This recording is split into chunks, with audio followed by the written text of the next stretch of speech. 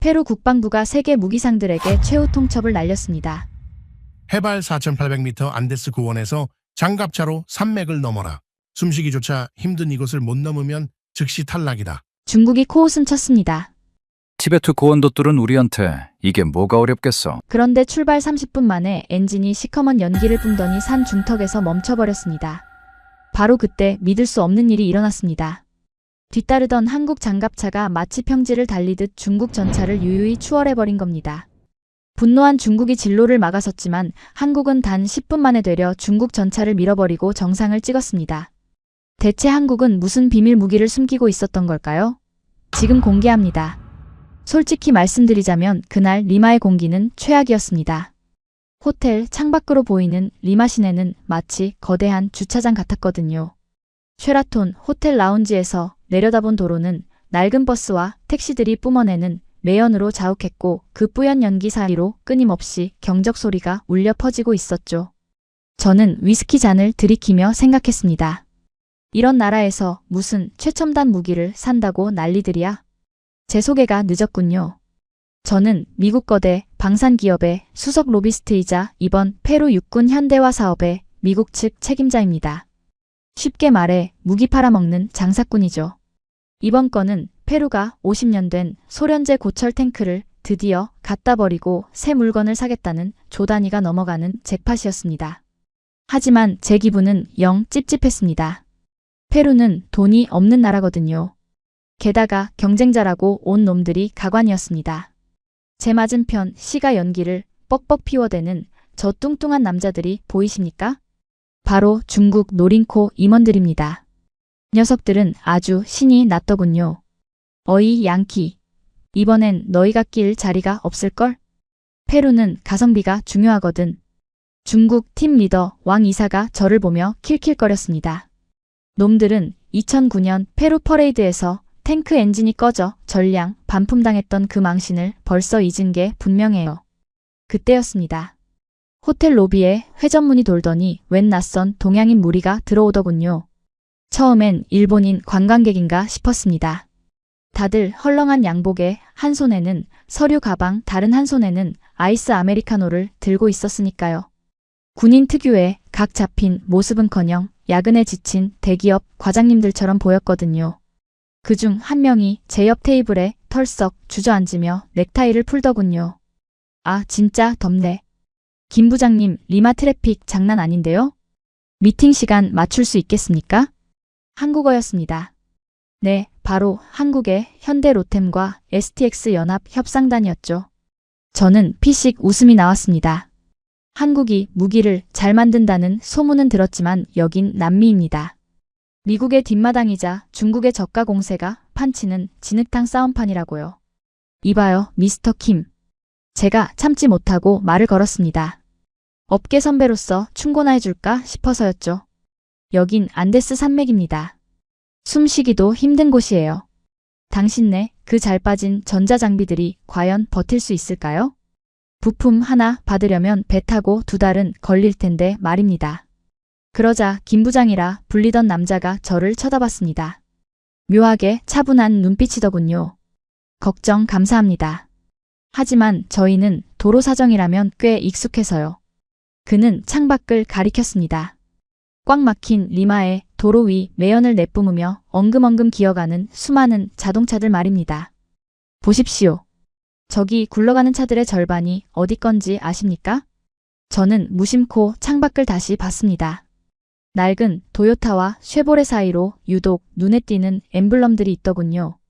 비스듬히 누운 H자 모양. 그리고 타원형 속의 기아. 현대 기아. 택시로 꽤 많이 팔긴 했더군요. 제가 대수롭지 않게 대꾸하자 김 부장은 알 수 없는 미소를 지으며 말했습니다. 택시만 있는 게 아닙니다. 트럭, 버스, 경찰차까지. 저희는 지난 30년 동안 이 나라의 혈관을 달리고 있었습니다. 무기는 처음이지만 길은 우리가 제일 잘 알죠. 저는 그 말이 무슨 뜻인지 그때는 전혀 이해하지 못했습니다. 자동차 많이 판 거랑 탱크 파는 게 무슨 상관이란 말입니까? 잠시 후 페루 국방부에서 드디어 1차 제안 설명회가 시작되었습니다. 회의실 분위기는 살벌했습니다. 특히 중앙에 앉은 살라스 육군 참모총장은 2009년 중국산 전차 도입 실패의 장본인이라 눈초리가 매서웠습니다. 미국 팀인 제가 먼저 성능은 최고지만 비싸다는 발표를 마쳤고 중국 팀은 가격은 반값이고 엔진도 국산화했다며 열변을 토했죠.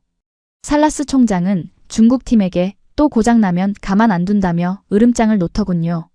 마지막으로 한국팀 차례가 되었습니다. 저는 솔직히 그들이 불쌍해 보였습니다. 브랜드도 가격 경쟁력도 애매하니까요.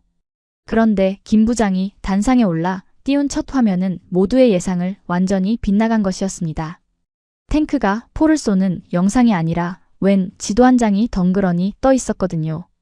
그건 페루 전도였는데 지도 위에는 파란색 점들이 깨알같이 찍혀 있었습니다. 마치 밤하늘에 은하수처럼 페루 해안가부터 저 높은 안데스 산골 마을까지 촘촘하게 박힌 파란 점들. 이게 뭡니까? 작전 지도인가요? 살라스 총장이 흥미롭다는 듯 물었습니다. 김 부장은 레이저 포인터로 그 파란 점들을 가리키며 담담하게 입을 열었습니다. 아닙니다, 장군님. 이건 페루 전역에 퍼져 있는 블루엔지와 오토큐, 즉 저희 민간 정비 네트워크의 위치입니다. 회의실에 잠시 정적이 흘렀습니다. 저도 중국 팀도 페루 장군들도 벙찐 표정이었죠. 무기 팔러 온 놈들이 왜 카센터 지도를 보여주는 겁니까? 저희는 오늘 탱크를 팔러 온 게 아닙니다. 김 부장의 목소리가 회의실에 또렷하게 울렸습니다. 저희는 장군님의 전차가 전장에서 멈췄을 때 1시간 안에 부품을 들고 달려갈 수 있는 시스템을 팔러 왔습니다. 그 순간 지루해하던 살라스 총장의 눈빛이 변했습니다. 맹수가 먹잇감을 발견한 듯한 날카롭고도 탐욕스러운 눈빛으로 말입니다. 저는 등줄기에 묘한 소름이 돋는 걸 느꼈습니다. 잠깐. 저 양반들 지금 무슨 소리를 하는 거야? 하지만 그때까지만 해도 저는 몰랐습니다. 저 파란 점들이 단순한 정비소가 아니라 훗날 경쟁자들을 모조리 씹어먹어버릴 무시무시한 병참 기지가 될 줄은 꿈에도 몰랐으니까요. 회의실을 빠져나오면서도 등줄기에 묘한 한기가 가시질 않더군요. 그 파란 점들, 페루 전역을 뒤덮은 블루엔즈라는 그물망이 자꾸만 눈앞에 아른거렸기 때문입니다. 하지만 저는 애써 그 불안감을 무시하려 했습니다. 왜냐하면 군수산업이라는 건 그렇게 단순한 논리로 돌아가는 바닥이 아니거든요. 허세야 허세. 100% 사기라고. 호텔바 구석진 테이블에서 위스키를 들이키던 중국 노린코에 왕 이사가 쾅 하고 잔을 내려놓으며 소리쳤습니다. 녀석은 분이 안 풀리는지 씩씩거리고 있더군요. 넥타이는 이미 삐뚤어졌고 얼굴은 술 기운에 붉게 달아올라 있었습니다. 야, 미스터 존스. 너도 봤지? 군용 트럭도 아니고 민간 트럭 정비소에서 전차를 고친다고? 전쟁터가 무슨 택배 배송지인 줄 아나 봐. 그건 군수지원 규정 위반이야. 말도 안 되는 소리지. 왕 이사의 말이 100번 맞습니다. 우리가 파는 건 장난감이 아니라 사람을 죽이고 나라를 지키는 무기입니다. 그래서 못 하나를 박아도 엄격한 군사표준을 따르죠. 미군이 왜 천문학적인 돈을 들여 수송기를 띄우고 별도의 보급 부대를 운용하겠습니까? 전쟁터는 동네 골목길이 아니니까요. 민간 시스템 따위는 포탄 한 방이면 마비되는 게 상식입니다. 그런데 말입니다. 이상하게도 저는 녀석의 그 상식적인 비웃음이 자꾸만 거슬렸습니다. 왕 이사는 지금 한국을 비웃고 있지만 제 눈에는 그저 겁먹은 개가 짖는 것처럼 보였거든요. 글쎄요. 규정 위반일지는 몰라도 살라스 총장의 눈빛은 달랐어. 굶주린 늑대 같더군. 제가 툭 던진 말에 왕 이사는 콧방귀를 뀌며 시가를 입에 물었습니다. 페루 놈들은 돈이 없어서 그래. 결국 싼 게 장땡이라고. 두고 봐. 내일 안데스 테스트에서 그 한국산 깡통들은 시동도 못 걸 테니까. 저는 대답 대신 남은 술을 털어넣고 자리에서 일어났습니다. 더 들어주다간 저 멍청한 전염병이 제게도 옮을 것 같았으니까요. 방으로 돌아와 샤워를 했지만 찜찜한 기분은 씻겨 내려가지 않았습니다. 결국 저는 가운을 걸친 채 책상 위에 던져뒀던 한국팀의 기술 제안서 사본을 다시 집어들었습니다.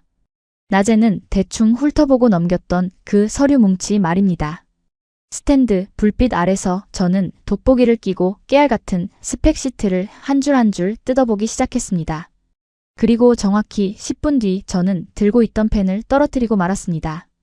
엔진 모델 현대 D6HA 배기량 12.7리터. 이 숫자가 보이십니까? 처음엔 그냥 평범한 디젤 엔진인 줄 알았습니다. 그런데 제 머릿속 데이터베이스가 경고음을 울리더군요. 어디서 많이 본 모델명이었습니다. 저는 떨리는 손으로 노트북을 열어 구글 검색창에 그 모델명을 입력했습니다. 엔터키를 누르자마자 뜬 화면은 탱크나 장갑차가 아니었습니다. 그건 바로 25톤짜리 대형 덤프트럭 현대 엑시언트의 카탈로그였죠. 잠깐. 이게 말이 돼? 저는 침을 꿀꺽 삼켰습니다. 한국의 K808 장갑차 엔진과 변속기는 지금 이 순간에도 페루의 광산과 고속도로를 누비고 있는 민간 트럭의 것과 부품 호환율이 70%에 달한다는 충격적인 보고서가 화면을 채우고 있었습니다. 이게 무슨 뜻인지 아십니까? 페루군이 굳이 한국 본사에 부품을 요청할 필요가 없다는 얘기입니다. 전쟁 중에 엔진오일 필터가 막히면 그냥 지나가는 트럭을 세워서 필터를 빼 끼우면 된다는 소리죠. 저는 등줄기에 식은땀이 흐르는 걸 느꼈습니다. 미국과 유럽의 방산기업들은 무기를 팔 때 유지보수 계약이라는 걸 맺습니다. 무기값보다 이 수리비로 벌어들이는 돈이 훨씬 짭짤하거든요. 부품 하나를 갈아도 우리 기술자가 가야 하고 우리 인증 부품만 써야 하니까요. 그게 우리의 돈줄이자 권력이었습니다. 그런데 한국은 지금 그 룰을 깨버린 겁니다. 우린 수리비로 장사 안 해. 너희 동네 카센터에서 고쳤어. 이건 단순히 무기를 판 게 아니라 페루의 산업망을 해킹한 수준이었습니다. 아니, 이미 페루라는 나라 전체가 한국의 거대한 부품 창고가 되어 있었던 겁니다. 젠장. 왕 이사, 그 멍청이가 틀렸어. 이건 규정 위반이 아니라 혁명이야. 저는 창가로 다가가 커튼을 젖혔습니다. 새벽 3시에 리마 시내는 고요했습니다. 하지만 저 멀리 고속도로를 달리는 트럭들의 헤드라이트 불빛이 예사롭게 보이지 않더군요. 마치 수천 대의 예비군이 보급품을 싣고 전선으로 달려가는 듯한 착각마저 들었으니까요. 그때 제 핸드폰이 요란하게 울렸습니다. 본사 정보팀에서 온 긴급 메시지였습니다. 수신 존스 이사 발신 버지니아 본사. 내용 페루 기상청 데이터 해킹 완료. 내일 안데스 테스트 구역 기온 급강하 예상. 영하 15도. 중국 장비 배터리 이슈 가능성 90% 이상. 그러나 한국 장비 데이터 분석 불가. 분석 불가. 저는 미간을 찌푸리며 메시지를 다시 읽었습니다. 천하의 미 정보국 출신들이 분석을 못하다니요? 추가 코멘트 해당 한국 장비의 혹한기 테스트 데이터가 없음. 대신 강원도 철원이라는 지역의 민간 트럭 운행 기록만 존재함. 이게 무슨 의미인지 파악 바람. 철원? 거기가 어딘지는 모르겠지만 본사에 당황한 기색이 역력했습니다. 군용 데이터가 아니라 민간 트럭 데이터라니. 하지만 저는 직감적으로 알 수 있었습니다. 그 철원이라는 곳이 영하 15도 따위는 우습게 여기는 혹한의 땅이라는 것을, 그리고 그곳에서 살아남은 트럭의 심장이 지금 저 장갑차 안에 들어있다는 것을 말입니다. 불안감은 이제 확신으로 바뀌고 있었습니다. 우리가, 아니 전 세계가 한국을 너무 얕봤습니다. 그들은 단순히 물건을 팔러 온 게 아닙니다. 30년간 페루 바닥을 기어다니며 흙먼지를 마신 그 현대차의 끈질긴 DNA가 이제 군복을 입고 우리 목을 조여오기 시작한 겁니다. 저는 반쯤 남은 위스키병을 쓰레기통에 처박았습니다. 술이 확 깨더군요. 내일 안데스 산맥 위에서 벌어질 일은 단순한 성능 테스트가 아닐 겁니다. 누군가는 굴욕을 맛보고 누군가는 역사를 쓰게 될 잔혹한 처형식이 되겠죠. 그리고 그 처형 때에 오를 사람이 제발 내가 아니기만을 빌어야 했습니다. 잠을 설친 탓에 눈은 뻑뻑했고 머리는 깨질 듯이 아팠습니다. 하지만 그건 단순히 수면 부족 때문만은 아니었을 겁니다. 우리를 태운 랜드크루저 행렬이 해발 4,818m 티클리오 고개에 도착했을 때 저는 마치 누군가가 제 가슴팍을 군화발로 짓누르는 듯한 압박감을 느꼈으니까요. 산소 농도가 평지의 60%밖에 되지 않는 이곳은 인간이 발을 디딜 곳이 아니라 신들이나 사는 영역처럼 느껴졌습니다. 차 문을 열자마자 칼날 같은 바람이 뺨을 후려치더군요. 흡, 헉. 숨을 들이켜도 폐 속으로 들어오는 건 희박한 공기뿐이었습니다. 저는 산소 마스크를 황급히 눌렀으며 주변을 둘러봤습니다. 황량한 회색 자갈밭 위에는 각국의 자존심이라 불리는 강철 괴물들이 이미 도열해 있었습니다. 미국의 스트라이커, 중국의 VT4 개량형 전차, 그리고 튀르키예의 장갑차까지. 다들 밤새 트레일러에 실려 이곳까지 올라온 모양이었습니다. 현장은 그야말로 아비규환이었습니다. 미국 팀 정비병들은 보닛을 열어젖히고 엔진오일 점도를 체크하느라 고래고래 소리를 지르고 있었죠. 고지대에서는 기압 차이 때문에 오일이 끓어넘치거나 호스가 터지기 십상이거든요. 젠장 3번 실린더 압력이 왜 이래? 흡기 밸브 다시 조정해. 미군 정비반장의 다급한 외침이 무전기를 타고 시끄럽게 울려 퍼졌습니다. 중국 팀은 더 가관이었습니다. 왕 이사는 두꺼운 털 모자를 쓰고 전차 위에 올라타 기술자들을 발로 차며 독려하고 있더군요. 그들은 아예 엔진을 뜯어내다시피 해서 부품을 교체하고 있었습니다. 아마 어제 제가 했던 규정 위반이라는 말이 신경 쓰였는지 밤새 급조한 고산용 부품을 끼워 넣는 모양새였습니다. 기름때가 잔뜩 묻은 작업복 바닥에 나뒹구는 공구들 매연 냄새와 고성. 전형적인 20세기 군대의 모습이었습니다. 그런데 말입니다. 제가 한국팀의 구역 K존을 바라보았을 때 저는 제 눈을 의심할 수밖에 없었습니다. 그곳은 너무나 조용했습니다. 마치 도서관 안이 세련된 IT 기업의 로비 같았다고 해야 할까요? 장갑차 K808 백호와 K2 전차 흑표는 먼지 하나 없이 말끔한 상태로 정렬해 있었고 보닛은 굳게 닫혀 있었습니다. 기름때 묻은 정비복을 입고 바닥을 기는 기술자는 단 한 명도 보이지 않았죠. 대신 깔끔한 슬랙스에 경량 패딩을 입은 한국 엔지니어 서너 명이 전차 주변에 서 있었습니다. 그들의 손에 들린 건 렌치나 드라이버가 아니었습니다. 한 손에는 최신형 태블릿 PC, 그리고 다른 한 손에는 믿기지 않겠지만 얼음이 찰랑거리는 아이스 아메리카노가 들려있더군요. 이 영하 10도의 추위, 숨쉬기조차 힘든 고산지대에서 얼음 띄운 커피라니요? 저는 순간 제가 고산병으로 헛것을 보는 줄 알았습니다. 그들의 모습은 마치 서울 강남의 오피스 거리에서 점심시간을 즐기는 직장인들처럼 평온해 보였으니까요. 이봐요, 김 부장.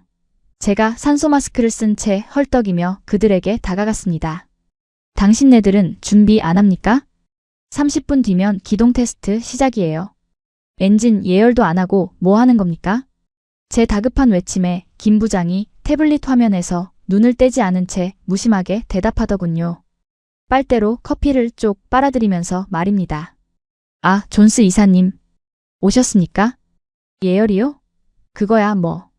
굳이 여기서 시끄럽게 엔진을 돌릴 필요가 없어서요. 무슨 소리입니까? 이 고도에서는 시동 거는 데만 20분이 걸려요. 배터리 전압이 떨어진다고요? 김 부장은 피식 웃으며 자신의 태블릿 화면을 제게 보여주었습니다. 저는 그 화면을 보고 말문이 막히고 말았습니다. 화면 속에는 K808 장갑차의 내부 구조도가 3D 그래픽으로 실시간 회전하고 있었는데 엔진, 변속기, 배터리 전압, 심지어 타이어 공기압까지 수백 개의 데이터가 초록색 숫자로 표시되고 있었습니다.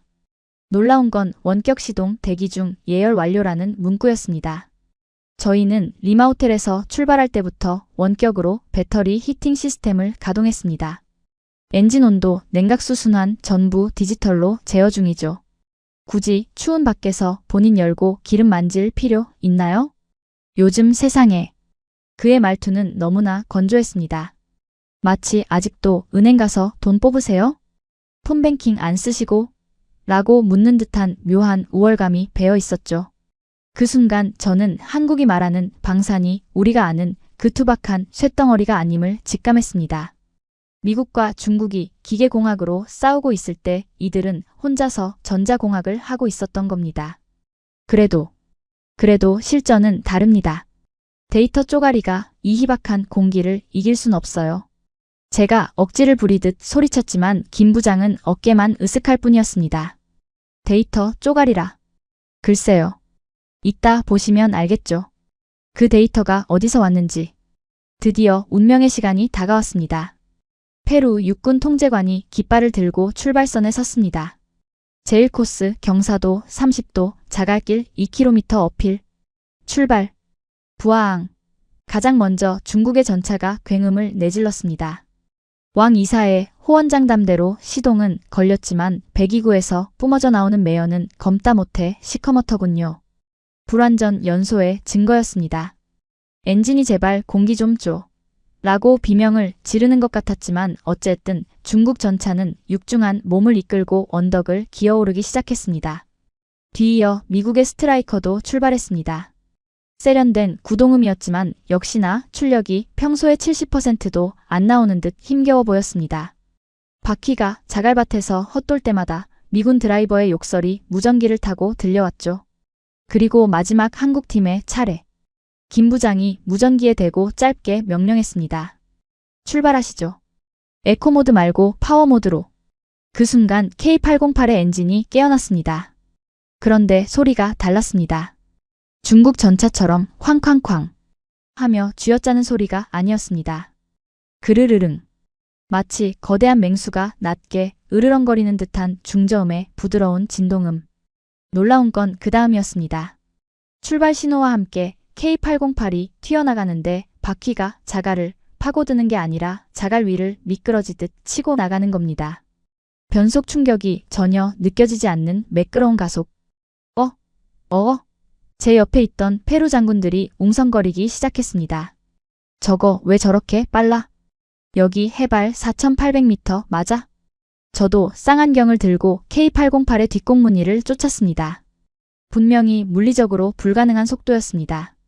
산소가 부족하면 엔진 출력이 떨어지는 게 당연한 이치인데 한국 장갑차는 마치 평지의 고속도로를 달리는 것처럼 맹렬하게 언덕을 치고 올라가고 있었으니까요.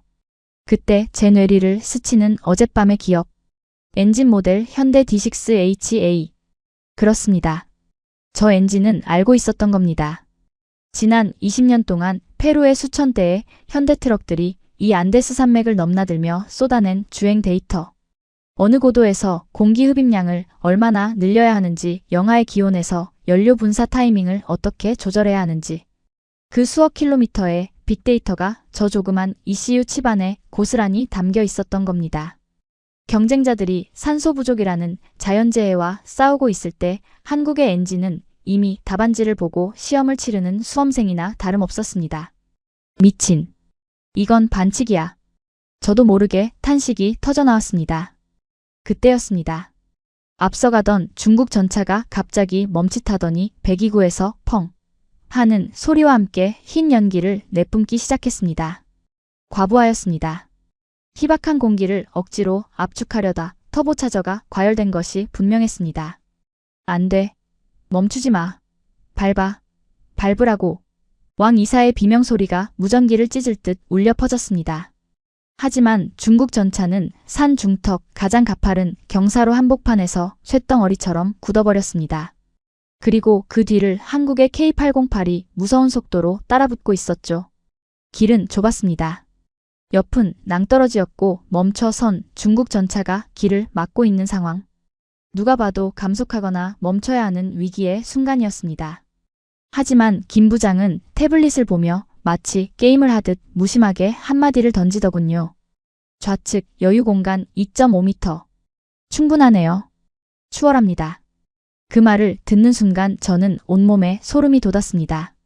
저 좁은 공간으로 이 미끄러운 자갈밭에서 추월을 하겠다고? 미쳤어. 저건 자살행위야. 제 입에서 비명에 가까운 탄식이 터져나왔습니다.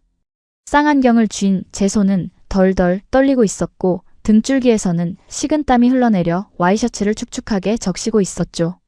그도 그럴 것이 지금 눈앞에 펼쳐진 광경은 상식적으로 말이 안 되는 상황이었습니다. 오른쪽은 깎아지른 듯한 천길 낭떠러지. 왼쪽은 멈춰선 중국의 거대한 전차 덩어리. 그 사이 남은 공간은 고작해야 2.5m 남짓. K808 장갑차의 전폭이 2.7m입니다. 물리적으로 계산이 안 나오잖아요? 바퀴 한 짝이 허공에 붕 뜬 채로 지나가지 않는 이상 저건 필연적으로 추락하거나 중국 전차를 들이받고 공멸할 수밖에 없는 각도였습니다. 안 돼. 멈춰. 제발 멈추라고. 왕 이사도 사색이 되어 무전기에 대고 고래고래 소리를 질렀습니다. 만약 한국 장갑차가 무리하게 밀고 들어오다가 충돌이라도 하면 벼랑 끝에 아슬아슬하게 서 있는 자기네 전차까지 같이 떨어질 판이었으니까요. 그런데 말입니다.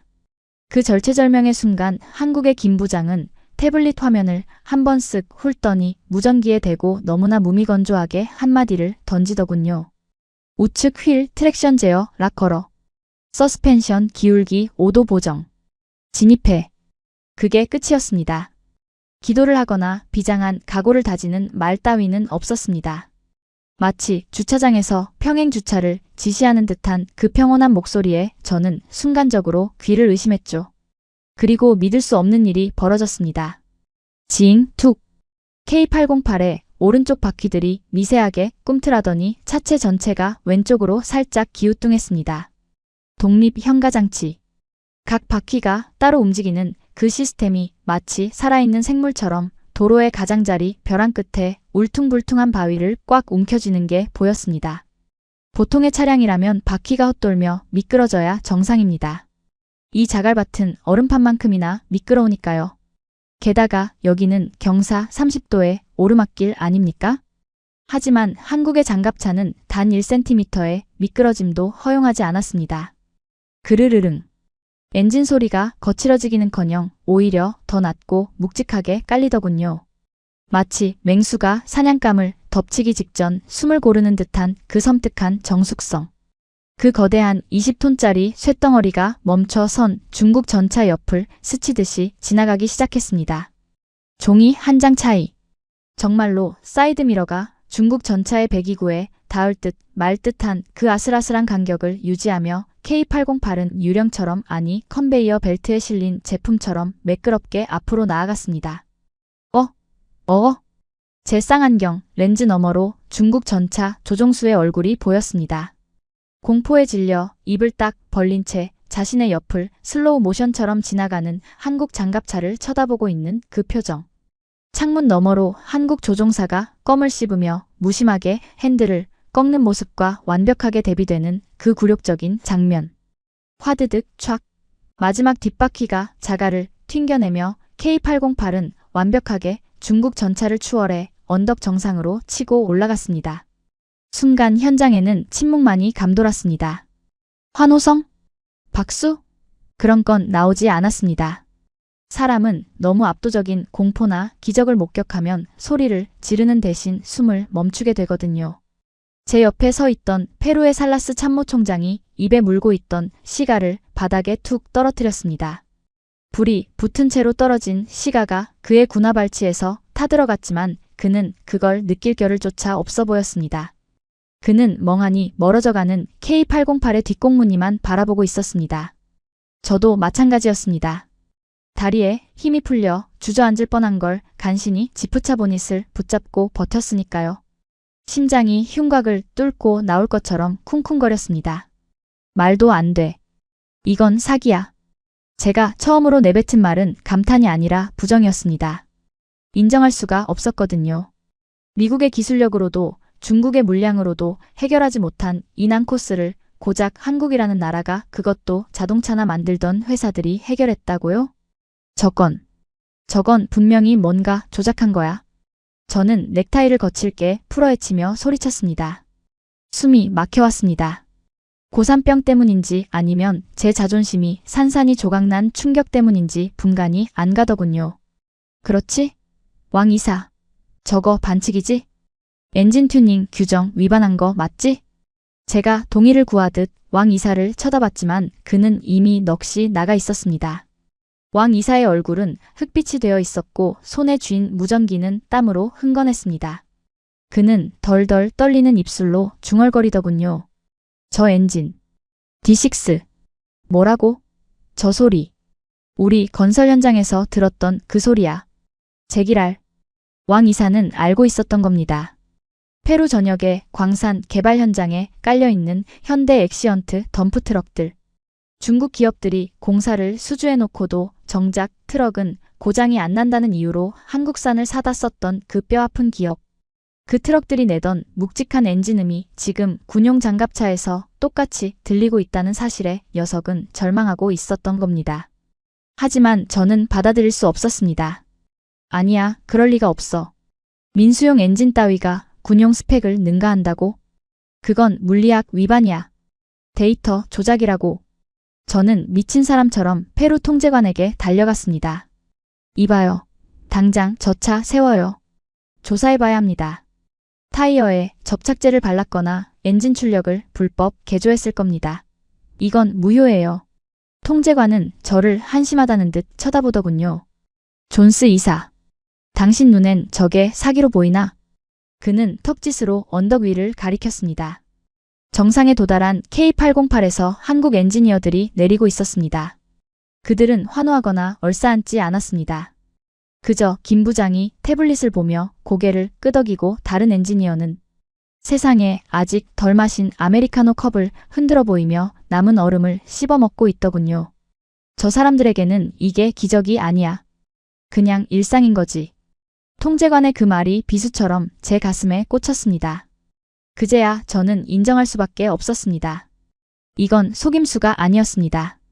우리가 사무실에서 에어컨 바람을 쐬며 한국산은 싸구려 라고 비웃고 있을 때 그들은 이 지구 반대편 흙먼지 날리는 안데스 산맥에서 수십 년간 묵묵히 데이터를 쌓아왔던 겁니다.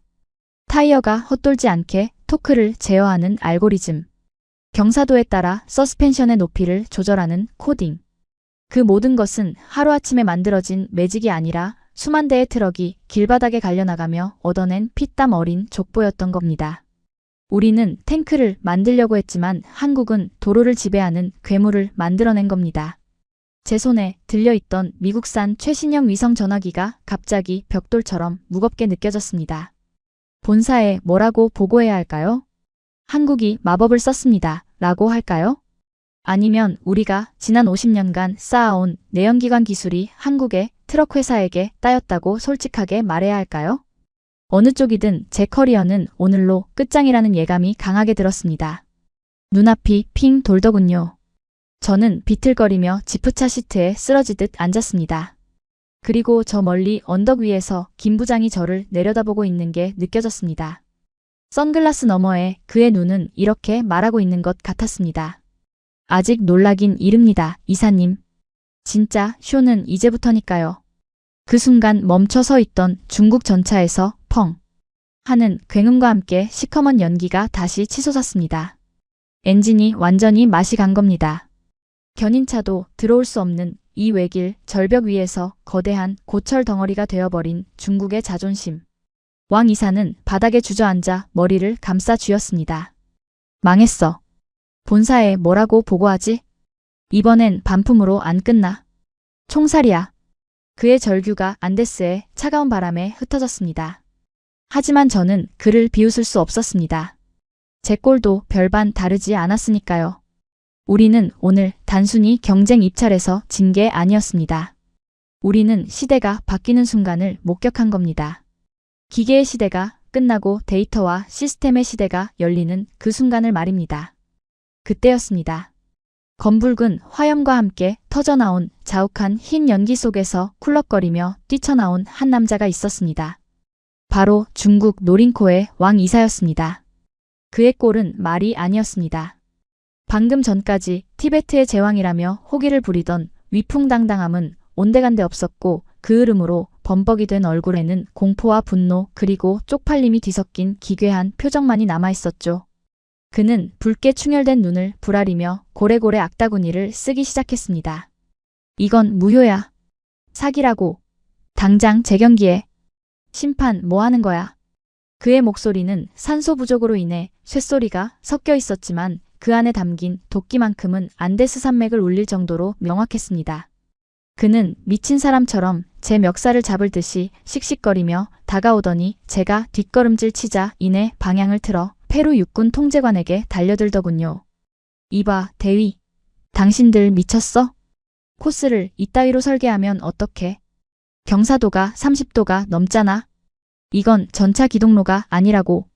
이런 말도 안 되는 길에서는 미제 에이브람스 할아버지가 와도 못 올라가. 정말이지 눈 뜨고 못 봐줄 추태였습니다. 자신들이 기술력 부족으로 퍼져놓고는 애꿎은 도로 탓 환경 탓을 하며 침을 튀기는 그 모습이라니. 옆에서 지켜보던 저조차 얼굴이 화끈거릴 지경이었으니까요. 통제관이 차가운 눈빛으로 그를 내려다보며 아주 건조하게 팩트를 꽂아 넣었습니다. 왕 이사. 진정하시오. 당신이 불가능하다고 소리치는 그 길 위로 지금 한국 전차는 이미 정상에 올라가 있는데 변명이 너무 구차하다고 생각하지 않나?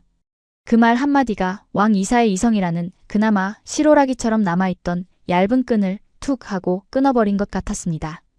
그는 입술을 파르르 떨더니 천천히 고개를 돌려 언덕 위를 노려보았습니다. 그곳에는 한국팀의 김 부장이 팔짱을 낀 채 이 모든 난장판을 조용히 내려다보고 있었죠. 왕 이사의 눈빛이 사리로 번들거리기 시작했습니다. 그때 하늘이 심상치 않게 어두워지기 시작했습니다. 안데스의 날씨는 변덕스럽기로 유명합니다. 맑았던 하늘에 갑자기 먹구름이 몰려오더니 뺨을 칼로 긋는 듯한 살인적인 바람 속에 싸락눈이 섞여내리기 시작했죠. 소위 말하는 화이트아웃의 전조였습니다. 기온은 순식간에 영하 10도에서 15도, 아니 체감상 영하 30도까지 곤두박질 쳤습니다. 숨을 쉴 때마다 폐가 얼어붙는 듯한 고통이 밀려왔고 손가락 끝의 감각은 이미 사라진 지 오래였습니다. 젠장, 눈 폭풍이다. 전원 철수 준비. 여기서 지체하다간 다 얼어 죽는다. 살라스 총장이 급히 무전기에 대고 명령을 내렸습니다. 이 고도에서 폭설에 고립되면 저체온증으로 1시간 안에 전원이 사망할 수도 있는 위험천만한 상황이었거든요. 우리는 서둘러 지프차에 시동을 걸고 하산을 준비했습니다. 하지만 치명적인 문제가 있었습니다. 바로 길이었습니다. 외길인 이 좁은 산악도로의 허리를 퍼져버린 중국의 50톤짜리 전차 덩어리가 떡하니 가로막고 있었던 겁니다. 엔진이 터져버린 전차는 그저 거대한 고철 덩어리에 불과했죠.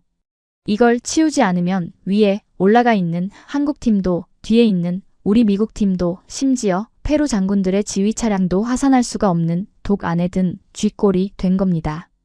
왕 이사, 빨리 전차 빼. 뭐 하는 거야? 길 막지 말고 비키라고. 제가 다급하게 소리쳤습니다. 제 목소리는 공포에 질려 떨리고 있었습니다. 이대로 눈 속에 파묻혀 죽을 수는 없었으니까요. 하지만 왕 이사는 꿈쩍도 하지 않았습니다. 오히려 입가에 비릿한 웃음을 띠더군요. 그는 뭔가 묘안이라도 떠올린 듯 거들먹거리는 걸음걸이로 언덕 위의 김 부장에게 다가갔습니다. 저는 불길했습니다. 저 인간이 저런 표정을 지을 때는 항상 상식밖에 더러운 짓을 꾸밀 때였으니까요. 왕 이사는 김 부장 코앞까지 다가가 짝다리를 짚고 섰습니다. 그리고 다짜고짜 검지손가락으로 김 부장의 가슴팍을 툭툭 치며 말했습니다. 야, 김 부장. 너희 운 좋은 줄 알아. 우리 엔진오일에 불순물이 섞였던 모양인데 정비공 실수야. 실력이 좋아서 이긴 게 아니라고. 김 부장은 그저 무표정하게 그를 바라볼 뿐이었습니다. 대꾸할 가치도 없다는 듯이요. 그 침묵과 깔끔한 옷차림이 기름때 묻은 왕 이사를 더욱 비참하게 만들었는지 왕 이사의 목소리가 한 옥타브 더 올라갔습니다. 어이, 내 말 안 들려? 지금 우리 전차가 길을 막고 있어서 다들 못 내려가잖아. 너희 장갑차 힘 좀 쓴다며? 왕 이사는 바닥에 떨어져 있던 제 팔뚝만한 굵기에 쇠사슬견인 줄을 발로 툭 차서 김 부장의 신발 위로 던졌습니다. 묵직한 쇳덩어리가 김 부장의 구두 위로 떨어지며 텅 소리를 냈죠. 이거 달아. 우리 전차 끌고 내려가. 현장에 있던 모두가 숨을 멈췄습니다. 눈보라 소리마저 잠시 멈춘 듯한 정적. 이건 부탁이 아니었습니다. 협조 요청도 아니었습니다. 그것은 명백한 명령이었고 씻을 수 없는 모욕이었습니다. 뭐라고요? 항상 차분하던 김 부장의 눈썹이 처음으로 꿈틀했습니다. 못 들었어? 견인하라고. 어차피 너희 현대차 서비스 센터 출신이라며? 차 고치고 견인하는 게 너희 전문 아니야? 우리가 고객이 되어줄 테니까 주제 파악하고 와서 봉사 좀 하라고. 팁은 두둑히 챙겨줄게. 저는 저도 모르게 이마를 짚었습니다. 선을 넘어도 한참 넘었습니다. 경쟁업체를 동료로 인정하기는커녕 하청업체 수리공 취급을 하며 조롱하고 있는 겁니다. 그것도 일국의 장교들과 외교관들이 보는 앞에서 말이죠. 김 부장이 낮게 가라앉은 목소리로 입을 열었습니다. 왕 이사님, 지금 말씀이 좀 지나치시군요. 저희는 대한민국을 대표해서 온 경쟁 입찰자입니다. 당신네들 뒤치다꺼리하러 온 게 아닙니다. 게다가 20톤짜리 장갑차로 50톤 전차를 이 얼어붙은 급경사 내리막에서 앞에서 끌라니요? 그건 자살행위입니다. 뒷차가 미끄러져서 앞차를 덮치면 둘 다 낭떠러지로 굴러떨어집니다. 물리법칙을 무시하는 것도 정도가 있죠. 맞는 말입니다. 이건 상식 밖의 요구였습니다. 빙판길 내리막에서 무거운 차가 뒤에서 밀면 앞에 있는 가벼운 차는 찌그러지거나 튕겨나가 벼랑 끝으로 추락하게 됩니다. 즉, 왕 이사는 자기들이 살기 위해 한국팀에게 에어백이 되어 죽어달라고 요구하는 것이나 다름없었습니다. 하지만 왕 이사는 막무가내였습니다. 그는 품에서 최신형 위성 전화기를 꺼내 흔들어 보였습니다. 물리법칙? 웃기지 마. 내가 지금 국제정치의 법칙을 알려줘? 내가 여기서 베이징 상무부에 전화 한 통이면 너희 한국산 부품 남미 수출길이 싹 다 막힐 수도 있어. 우리가 누군지 잊었나 본데 우린 대국이야. 그는 뻔뻔하게 페루 총장에게 고개를 돌렸습니다. 살라스 총장님, 총장님도 잘 판단하세요. 우리 중국이 페루의 최대 교역국인 거 아시죠? 페루산 구리의 60%를 누가 사줍니까? 바로 우리 중국입니다.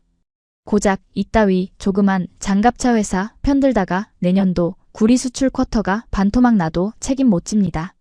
협박이었습니다. 자신의 기술적 무능함을 덮기 위해 국가의 거대한 경제력을 무기로 타국의 군대와 경쟁사를 인질로 잡은 겁니다. 이 전차 안전하게 못 내려가면 다 같이 여기서 얼어 죽는 거야. 선택해. 한국 놈들이 희생하든지 아니면 페루 경제가 박살나고 너희들 옷 벗든지. 살라스 총장의 얼굴이 불그락푸르락해졌습니다. 주권 국가의 군사령관 면전에 대고 이따위 양아치 같은 협박을 하다니요. 하지만 페루는 힘없는 나라였습니다. 중국의 경제보복은 그들에게 핵폭탄보다 무서운 게 사실이었으니까요. 총장은 주먹을 꽉 쥐었지만 차마 입을 떼지 못하고 고개를 떨구었습니다. 비참한 약소국의 현실이었습니다. 눈발은 점점 거세져 이제 한 치 앞도 분간할 수 없는 상황이 되었습니다. 제 속눈썹에는 고드름이 맺혔고 공포감이 극에 달했습니다. 정말로 여기서 죽을 수도 있겠다는 생각이 들더군요. 왕 이사는 승기를 잡았다는 듯 김 부장의 가슴팍을 손가락으로 쿡쿡 찌르며 쐐기를 박았습니다. 야, 코리안. 너네 잘하는 거 있잖아. 빨리빨리. 어차피 너네는 미제 흉내내는 가짜고 우리는 너희 물건 사주는 주인이야. 주인이 곤란하면 머슴이 돕는 게 동양의 예의 아닌가? 잔말 말고 사슬 묶어. 내 전차에 흠집 하나라도 나면 너희 회사가 물어내야 할 거다. 그 순간이었습니다. 저는 보았습니다. 김 부장이 쓰고 있던 검은 선글라스를 천천히 벗는 것을요. 그의 눈동자는 분노로 이글거리는 대신 소름 끼칠 정도로 차갑게 식어 있었습니다. 마치 절대 영도의 우주 공간을 보는 것처럼 아무런 감정도 느껴지지 않는 그 눈빛. 그가 입고 있던 두툼한 패딩의 지퍼를 찍 내리면서 안주머니에서 무언가를 꺼냈습니다. 그건 우리가 예상했던 최신형 스마트폰이나 태블릿 PC가 아니었습니다. 여기저기 긁히고 칠이 벗겨진 투박하고 낡은 검은색 무전기였습니다. 왕 이사님. 김 부장의 목소리가 윙윙거리는 눈보라 소리를 뚫고 또렷하게 들려왔습니다. 방금 그 발언 이 무전기를 통해 본사에 공식적으로 기록되었습니다. 그리고 하나 정정해드리죠. 우리는 당신들의 머슴이 아니라 이 산을 지배하는 포식자입니다. 그는 무전기 측면의 송신 버튼을 꾹 눌렀습니다. 블루1 여기는 알파. 상황 발생. 코드 레드. 경로상에 고객이 아닌 불법 폐기물이 도로를 점거 중이다. 매뉴얼 4조 2항 발동. 청소해버려. 청소? 저는 귀를 의심했습니다. 청소라니요? 빗자루라도 가져오라는 겁니까? 왕 이사도 코웃음을 치려던 찰나였습니다. 쿵. 쿵. 쿵. 발밑에서부터 기이한 진동이 느껴졌습니다. 지진인가? 아니면 눈사태인가? 모두가 당황하여 주위를 두리번거릴 때 산 아래쪽 보이지 않는 낭떠러지 밑바닥에서부터 땅이 울리기 시작했습니다. 두두두두두. 그르르릉. 단순한 엔진 소리가 아니었습니다. 그건 수십 아니 수백 개의 거대한 바퀴들이 동시에 얼어붙은 대지를 박차는 소리. 마치 수천 마리의 들소떼가 협곡을 달려 올라오는 듯한 웅장하고도 공포스러운 진동이 우리 발밑을 타고 척추까지 전해졌습니다. 왕 이사의 표정이 순식간에 굳어졌습니다. 뭐야? 무슨 소리야? 지원군이라도 불렀어? 김 부장은 벗었던 선글라스를 다시 천천히 쓰며 입꼬리를 살짝 올렸습니다. 아주 차갑고 잔인한 미소였죠. 서비스 센터 직원이라고 무시하셨죠? 맞습니다. 저희 서비스 센터 직원들 성질이 좀 급해서요. 특히 출장 수리 나갈 때 길 막히는 건 절대 못 참거든요. 그 말이 끝남과 동시에 희뿌연 눈보라의 장막을 뚫고 계곡 아래에서부터 거대한 헤드라이트 불빛들이 번쩍이며 그것들이 모습을 드러냈습니다. 우리는 그제야 깨달았습니다. 이 산에 있는 건 우리뿐만이 아니었다는 것을. 그리고 우리가 건드린 건 단순한 방산업체가 아니라 남미 대륙 전체의 물류와 핏줄을 쥐고 흔드는 거인이었다는 사실을 말입니다. 처음엔 거대한 괴수가 안데스 산맥을 기어오르는 줄 알았습니다. 희뿌연 눈보라를 뚫고 노란색 경광등이 번쩍거리며 나타난 것은 바로 현대 엑시언트 25톤 덤프트럭 군단이었습니다. 한 대가 아니었습니다. 3대, 4대. 좋기 10대는 되어 보이는 거대한 트럭들이 마치 전차 부대처럼 대형을 갖추고 땅이 꺼질 듯한 굉음을 내며 우리 쪽으로 돌진해 오고 있었죠. 그 트럭들은 평범한 공사 차량이 아니었습니다. 바퀴에는 사람 키만한 스노우 체인이 감겨 있었고 전면부에는 거대한 제설용 블레이드와 강철 범퍼가 장착되어 있어 마치 영화 매드맥스에 나오는 전투 차량을 방불케 했습니다. 그리고 그 트럭들의 옆면에는 하나같이 선명한 파란색 로고가 박혀 있었죠. 현대건설기계 안데스 지부. 뭐야? 멈추라고. 왕 이사가 기겁하며 손을 흔들었습니다. 50톤짜리 트럭이 속도를 줄이지 않고 자신의 전차를 향해 달려들고 있었으니까요. 빵! 선두의 선트럭이 뱃고동 같은 경적을 울렸습니다. 그 소리가 얼마나 컸던지 제 고막이 찢어지는 줄 알았습니다. 왕 이사는 비명을 지르며 눈밭에 엉덩방아를 찍고 말았죠. 트럭은 중국 전차의 코앞 불과 1m 전방에서 끼익 소리를 내며 멈춰 섰습니다. 뜨거운 브레이크 열기가 눈보라와 만나 치익 수증기를 내뿜더군요. 운전석 문이 열리고 덩치 큰 페루인 운전기사가 뛰어내렸습니다. 그는 험상궂은 표정으로 왕 이사를 무시한 채 곧장 김 부장에게 달려가 거수경례를 붙였습니다. 마스터 킴, 호출받고 왔습니다. 3번 광산수송팀 전원 도착했습니다. 페루 현지인 운전기사가 한국어로 마스터라고 부르다니요? 김 부장은 가볍게 고개를 끄덕이더니 엉덩방아를 찍은 왕 이사에게 다가가 손을 내밀지 않고 싸늘하게 내려다보며 말했습니다. 왕 이사님, 소개하죠. 이분들은 제 머슴이 아니라 페루 경제의 동맥을 책임지는 수송팀장 호세입니다. 왕 이사는 벌떡 일어나 씩씩거리며 소리쳤습니다. 야, 너네 미쳤어? 내가 누군지 알아? 나 중국 국영기업 임원이야. 감히 어디라고 트럭을 들이밀어? 그는 호세 기사의 멱살을 잡으려 했습니다. 하지만 호세는 그 거대한 손으로 왕 이사의 팔을 탁 쳐내며 스페인어로 쏘아붙이더군요. 당신이 누구든 상관없어. 마스터 킴이 부르면 우린 온다. 그게 우리 룰이야. 내 트럭 길 막지 말고 비켜. 상황이 묘하게 돌아갔습니다. 중국의 임원이 페루 노동자에게 무시당하는 상황. 왕 이사는 얼굴이 시뻘개져서 다시 김 부장에게 대들었습니다. 좋아, 잘 됐네. 트럭 왔으니까 빨리 내 전차 연결해. 안 그러면 내가 아까 말했지? 구리 수출 끊어버린다고. 국무총리한테 전화하기 전에 시키는 대로 해. 아직도 상황 파악을 못하고 경제보복 카드를 꺼내든 겁니다. 하지만 이번엔 김 부장의 반응이 달랐습니다. 그는 더 이상 신사적인 비즈니스맨의 표정이 아니었습니다.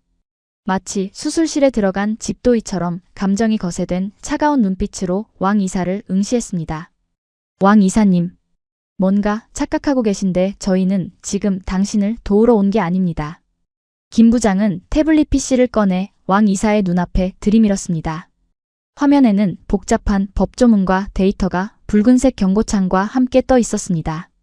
페루 환경법 제12조 사항.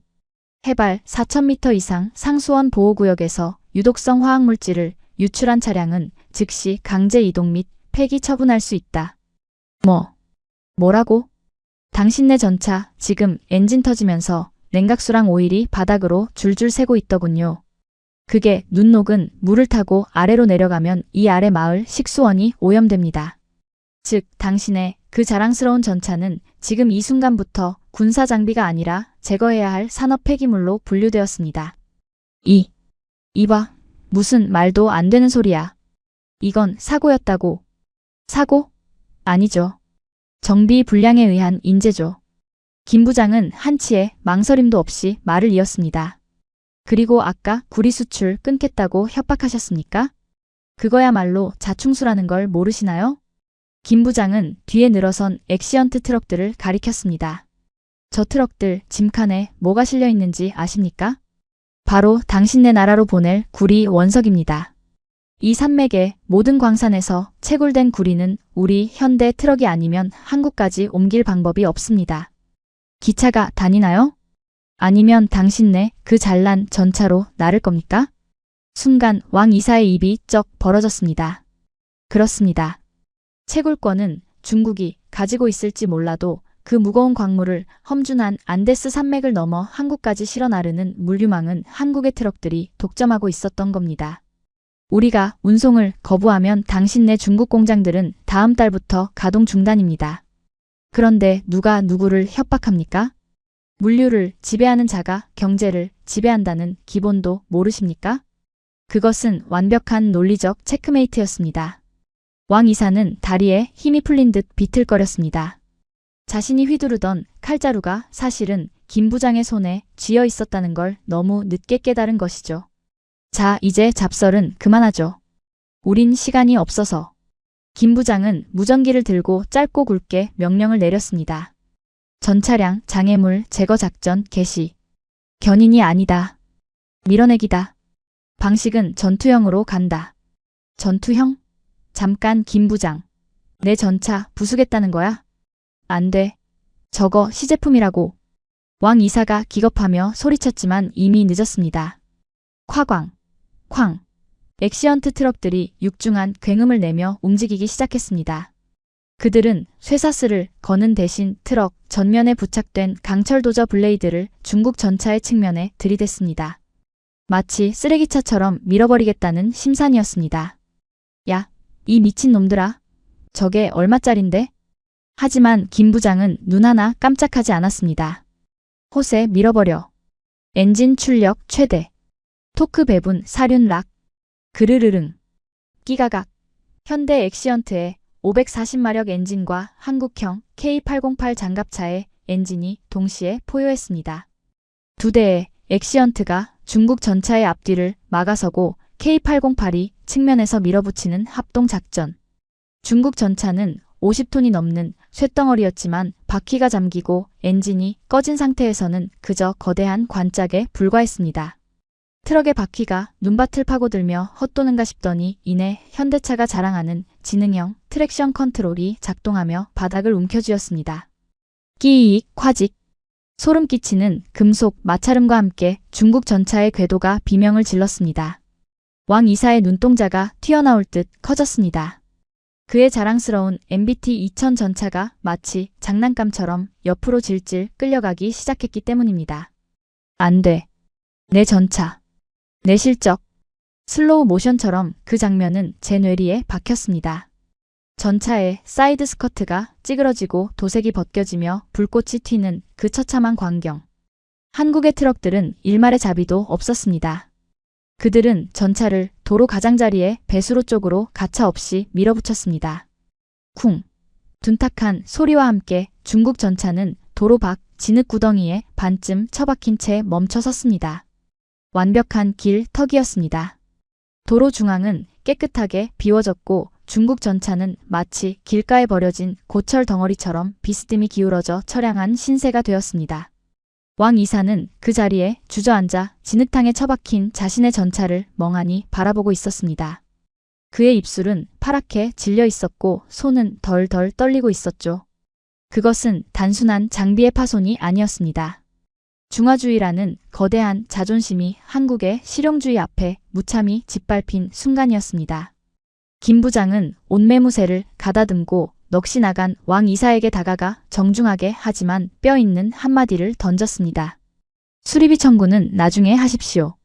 환경, 정화 비용이랑 같이 계산해서 보내드릴 테니. 아, 그리고 팁은 필요 없습니다. 저희는 고객이 아니라 파트너하고만 거래하거든요. 그리고 그는 뒤도 돌아보지 않고 K808에 올랐습니다. 전원 하산한다. 안전거리 유지해. 부하항. K808을 선두로 10여 대의 엑시언트 트럭들이 승리의 개선장군처럼 줄지어 왕 이사의 옆을 지나쳐 갔습니다. 트럭 운전기사들은 창문을 내리고 왕 이사를 향해 혀를 차거나 엄지를 아래로 내리며 야유를 보냈습니다. 저는 그 행렬의 꽁무니를 따라가며 백미러로 왕 이사를 보았습니다. 눈보라 속에 홀로 남겨진 작고 초라한 남자. 그리고 그 옆에 쓰레기처럼 버려진 거대한 중국 전차. 그 순간 저는 온몸에 전율을 느꼈습니다. 오늘 우리가 목격한 것은 단순한 무기 성능 테스트가 아니었습니다. 한국은 오늘 누가 이 대륙의 진짜 주인인가를 무력이 아닌 시스템으로 증명해 보인 겁니다. 무기는 전쟁터에서만 쓰이지만 시스템은 평화 시에도 세상을 지배합니다. 그리고 한국은 이미 그 시스템을 완성해 놓고 우리가 덤벼들기를 기다리고 있었던 겁니다. 제기랄. 우린 처음부터 이길 수 없는 싸움을 했던 거야. 저는 떨리는 손으로 위성 전화기를 들어 본사 직통 번호를 눌렀습니다. 이제 인정해야 했습니다. 그리고 보고해야 했습니다. 워싱턴의 펜타곤에 있는 높으신 분들에게 우리가 알던 조용한 동맹국 한국이 사실은 얼마나 무시무시한 이빨을 숨기고 있었는지에 대해서 말입니다. 존스 이사? 여보세요? 대체 무슨 소리야? 한국 트럭이 전차를 밀어버렸다니? 수화기 너머로 본사 임원의 당황한 목소리가 들려왔지만 저는 대답할 기운조차 없었습니다. 창 밖으로 스쳐 지나가는 풍경이 너무나 비현실적이었기 때문입니다. 눈보라가 거친 안데스의 하산길은 그야말로 개선 행진이었습니다. 맨 앞에는 한국의 K808 장갑차가 승리의 깃발처럼 안테나를 휘날리며 내려가고 있었고 그 뒤로 10여 대의 현대 엑시언트 트럭들이 웅장한 대열을 이루어 따르고 있었죠. 트럭 기사들은 경적을 리듬감 있게 울려대며 길가에 나와 구경하는 페루 산악마을 주민들에게 손을 흔들어주고 있었습니다. 마치 전쟁 영웅이 귀환하는 듯한 그 풍경 뒤편 저 멀리 산 중턱에는 처참하게 버려진 패배자의 잔해가 점처럼 찍혀 있었습니다. 진흙 구덩이에 코를 박고 엉덩이만 치켜든 채 식어가고 있는 중국의 MBT 2000 전차. 그리고 그 옆에서 콩알만하게 보이는 왕 이사가 하늘을 향해 삿대질을 해대는 모습이 쌍안경에 스치듯 잡혔습니다. 쯧쯧. 그러게 왜 잠자는 사자의 코털을 건드려서. 저는 저도 모르게 혀를 차고 말았습니다. 왕 이사는 아마 몰랐을 겁니다. 김 부장이 말한 청소가 단순히 길을 뚫는 물리적인 청소만을 의미한 게 아니었다는 사실을 말입니다. 그날 저녁 리마 시내로 돌아오자마자 사건은 걷잡을 수 없이 터지기 시작했습니다. 호텔 로비의 대형 TV 뉴스에서는 안데스 산맥의 영상이 속보로 나오고 있었습니다. 누군가가 찍어서 올린 그 영상 현대 트럭이 중국 전차를 참교육하는 장면은 이미 SNS를 타고 전 세계로 퍼져나가고 있었죠. 유튜브 조회수는 3시간 만에 1000만 회를 돌파했고 댓글창은 그야말로 축제 분위기였습니다. 와, 저거 영화 촬영 아니냐? 한국 트럭이 탱크보다 세네 크크. 중국산은 역시 종이 호랑이였어. 전 세계 밀리터리 마니아들과 네티즌들이 중국의 기술력을 조롱하는 밈을 실시간으로 만들어내고 있었습니다. 하지만 진짜 지옥은 금융시장에서 펼쳐졌습니다. 왕 이사가 소속된 중국 국영방산기업 노린코의 주가가 홍콩 증시에서 수직으로 꽂히기 시작한 겁니다. 마이너스 15% 급락, 거래 일시정지. 투자자들은 바보가 아닙니다. 안데스 산맥이라는 지구상에서 가장 가혹한 환경에서 퍼져버린 전차. 그리고 그 전차를 구하기는커녕 산업 폐기물 취급을 당하며 밀려난 굴욕. 이것은 단순한 해프닝이 아니라 중국산 무기는 실전에서 쓸모가 없다는 사망 선고나 다름없었으니까요.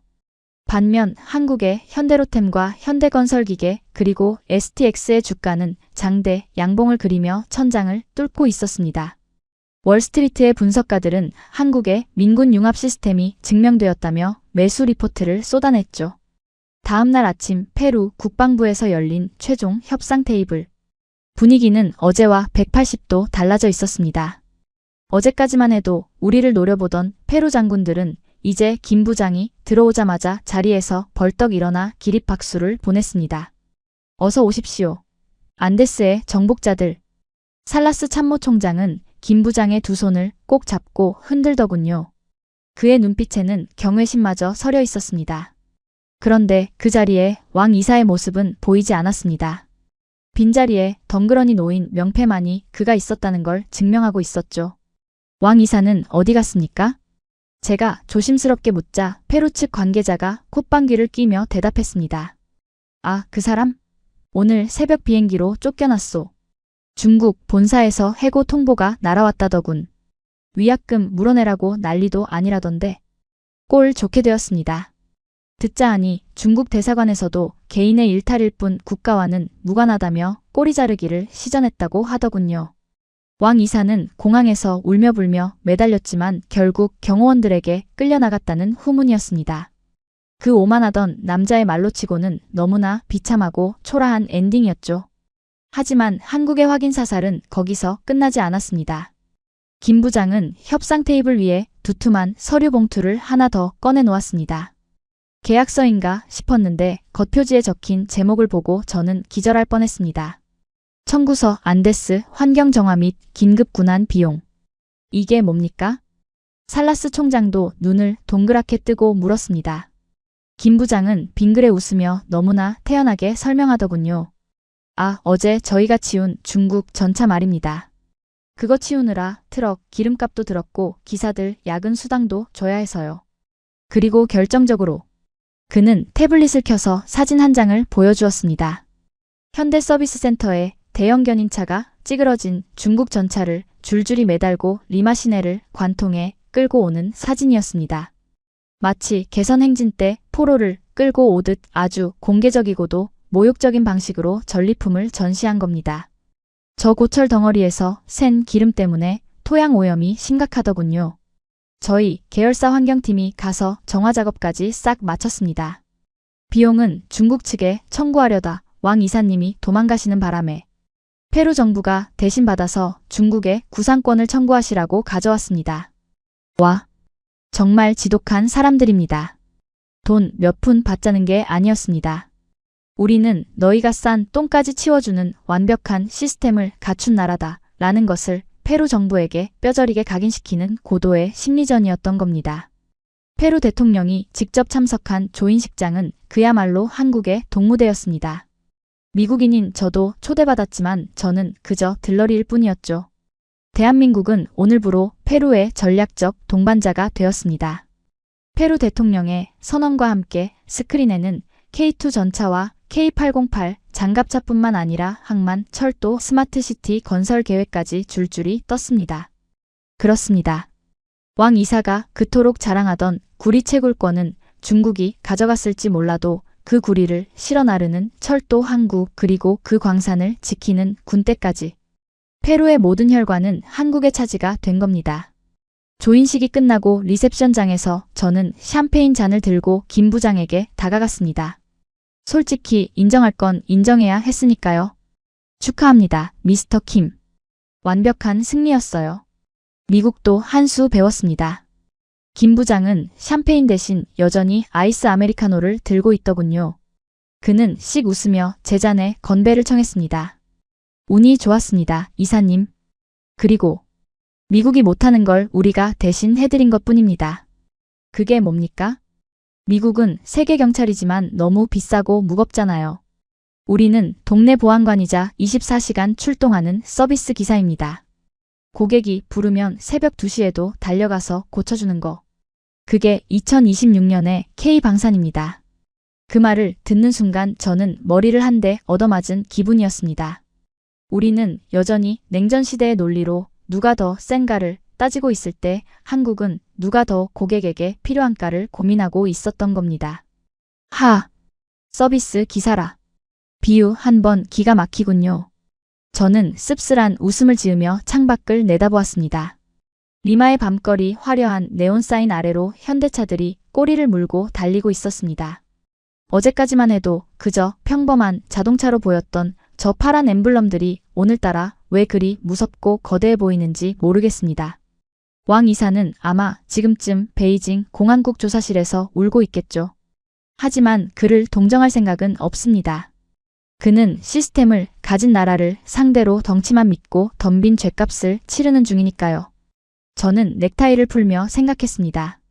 다음 입찰이 어디더라? 폴란드? 아니면 사우디? 어디가 됐든 한국 놈들이랑 붙는 건 피해야겠습니다. 쟤네들은 무기를 파는 게 아니라 나라를 통째로 리모델링 해버리니까 말입니다. 파티장은 여전히 시끄러웠지만 저는 도망치듯 그곳을 빠져나왔습니다. 더 이상 그곳에 머물며 패배감을 곱씹고 싶지 않았기 때문입니다. 지금 저는 리마호르의 차베스 국제공항의 VIP 라운지에 앉아 있습니다. 창밖으로는 칠흑 같은 어둠이 깔려 있고 활주로에는 제가 타고 갈 델타항공 여객기가 급유를 받고 있군요. 위스키 한 잔을 시켜놓고 노트북을 열었지만 커서만 깜빡일 뿐 한 글자도 적을 수가 없었습니다. 본사에 보낼 최종 보고서를 써야 하는데 도대체 이 현상을 뭐라고 정의해야 할지 감이 잡히지 않았거든요. 무기 수출 계약 실패. 원인 한국의 가격 경쟁력? 아닙니다. 가격 문제가 아니었습니다. 기술 격차? 그것도 본질은 아닙니다. 스펙만 놓고 보면 우리 미국제 무기가 여전히 세계 최고니까요. 저는 잠시 눈을 감고 지난 3일간의 기억을 되감아 보았습니다. 안데스 산맥에 그 숨막히는 추위 멈춰선 중국의 전차 그리고 그 옆을 유유히 지나가던 한국의 장갑차와 트럭들. 그때 뇌리를 스치는 단어가 하나 있더군요. 심장. 그렇습니다. 우리는 페루에게 무기를 팔려고 했습니다. 중국은 가짜 칼을 팔려고 했고요. 하지만 한국은 페루라는 나라의 심장을 이식하러 왔던 겁니다. 도로를 달리는 트럭, 광산을 파는 굴착기 그리고 국경을 지키는 전차까지. 그 모든 것들이 하나의 혈관으로 연결되어 한국이라는 거대한 펌프에 의해 힘차게 박동하고 있었습니다. 전쟁이 나면 민간 트럭이 군수 물자가 되고 평화 시에는 군용 기술이 민간 트럭을 더 튼튼하게 만드는 그 기이하고도 완벽한 순환 구조. 저는 떨리는 손으로 키보드를 두드리기 시작했습니다. 수신 펜타곤 전략기획실 발신 존스 이사. 제목 대한민국 방위산업 분석 보고서 파란 개미들의 반란. 우리는 오판했습니다. 한국은 더 이상 미국의 무기를 카피해서 싸게 파는 패스트 팔로워가 아닙니다. 그들은 우리가 귀찮아서 버려두었던 현장이라는 틈새를 파고들어 그들만의 독자적인 생태계를 완성했습니다. 그들은 영웅놀이를 하지 않습니다. 대신 묵묵히 기계를 고치고 길을 닫고 고객이 부르면 새벽에도 달려갑니다. 가장 무서운 점은 그들의 이 성실함이 최첨단 AI 기술과 결합하여 누구도 넘볼 수 없는 표준이 되어가고 있다는 것입니다. 이제 남미 대륙에서 한국을 몰아내는 건 불가능합니다. 페루의 도로, 항만, 통신망, 그리고 군대까지. 이미 한국의 운영체제가 깔려버렸으니까요. 우리가 할 수 있는 유일한 전략은 그들을 적으로 돌리지 않고 동료로 붙잡아두는 것뿐입니다. 추신 다음 입찰부터는 제발 한국팀이 안 들어오는 곳으로 보내주십시오. 그들은 장사꾼이 아니라 지독한 개척자들입니다. 전송 완료. 엔터키를 누르는 순간 탑승 안내 방송이 흘러나왔습니다. 짐을 챙겨 라운지를 나서는데 통유리 너머로 활주로 건너편에 주기된 대한항공 화물기가 보이더군요. 그 꼬리 날개에 그려진 태극 문양이 오늘따라 유난히 선명하고 거대해 보였습니다. 어쩌면 우리는 이제 인정해야 할지도 모릅니다. 세계의 중심이 서서히 하지만 확실하게 동쪽의 저 작은 반도로 이동하고 있다는 사실을 말입니다. 그들은 총칼 없이 오직 신뢰와 기술만으로 이 거친 대륙을 정복했으니까요. 저는 쓴웃음을 지으며 비행기에 올랐습니다. 오늘 마신 저 아메리카노의 쓴맛을 아마 평생 잊지 못할 것 같습니다. 자, 오늘 이야기 어떠셨습니까? 단순히 탱크 몇 대를 팔았다는 뉴스가 아닙니다. 대한민국이 지난 50년 동안 피땀 흘려 깔아놓은 자동차와 건설의 역사가 결정적인 순간에 국가를 지키는 가장 강력한 무기가 되었다는 사실. 그리고 그 힘이 이제 전 세계를 놀라게 하고 있다는 것. 이것이 바로 2026년 우리가 살고 있는 대한민국의 진짜 저력입니다. 가슴이 뜨거워지셨다면 구독과 좋아요 부탁드립니다. 저는 더 웅장하고 가슴 벅찬 소식으로 다시 찾아오겠습니다. 지금까지 감동띵동이었습니다.